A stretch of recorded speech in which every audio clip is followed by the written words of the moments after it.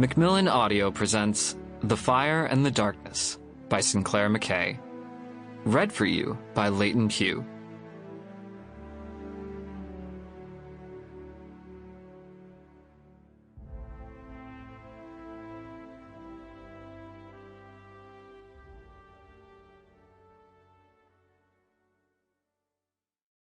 Preface: The City in Time.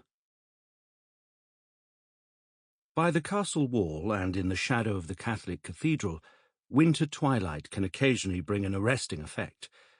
If you glance around, it is possible, just for a fleeting moment, that you will find yourself alone. And here, in this triangle of cobbled paving and sculptured stone, the Schlossplatz, overlooked by the grand archway leading through to the castle courtyard, the church spire high and sharp against the amethyst sky, time can smoothly slip its moorings. If you are knowledgeable about the history of art, you might imagine yourself in the early 19th century, a figure frozen in a painting by the Romantic artist Caspar David Friedrich, who lived in Dresden and depicted its steeples and domes, suffused in a lemon sunlight. You might allow yourself to roam yet further back, inhabiting a richly detailed Bellotto landscape. He too was drawn to the architectural elegance, the wide market squares and beautiful proportioned houses and civic buildings of the city in the 18th century. Stand there long enough, and there will be the music that those artists heard too, the bells of the cathedral. They strike with some urgency and clamour, and with a deeper resonant note that sounds like anger.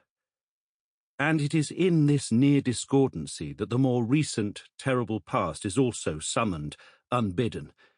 Many who stand or walk here now cannot help imagining, even for a moment, the bass drone of the aeroplanes overhead, the sky bright with green and red marker flares, and then roaring flames in the gutted cathedral rising ever higher. Such visions are not confined to this one spot. Just a few yards from this square is the elegant terrace that overlooks the river Elbe and its curiously wide banks. Now, as then, this stone walkway stretches along to the Academy of Arts with its glittering glass dome. Just as with the Catholic cathedral, any stroll along here somehow takes place in two different time streams. You are there, in the present, gazing along the curving valley of the Elbe, and at the same time you are seeing, against the clear, cold night sky, the hundreds of bombers swooping in from the west. You envisage the terrified crowd of people around you, trying to escape the furnace flare heat, making, as if by instinct, for the river.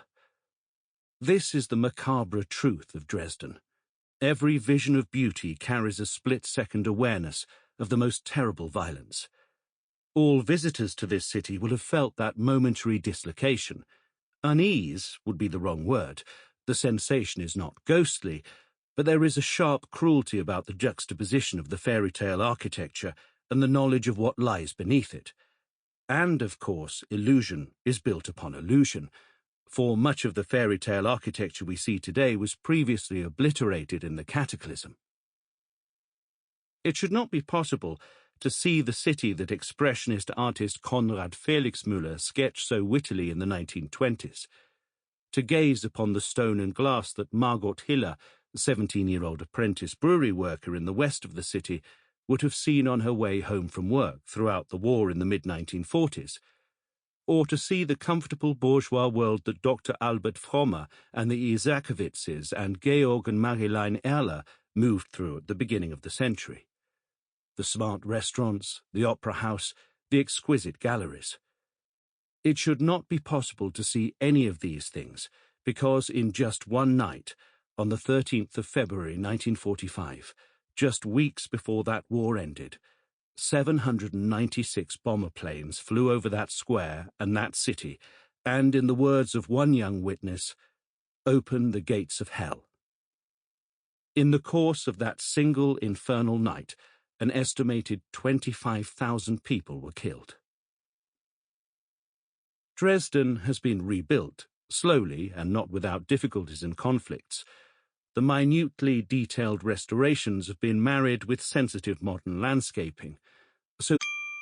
Sample complete. Ready to continue?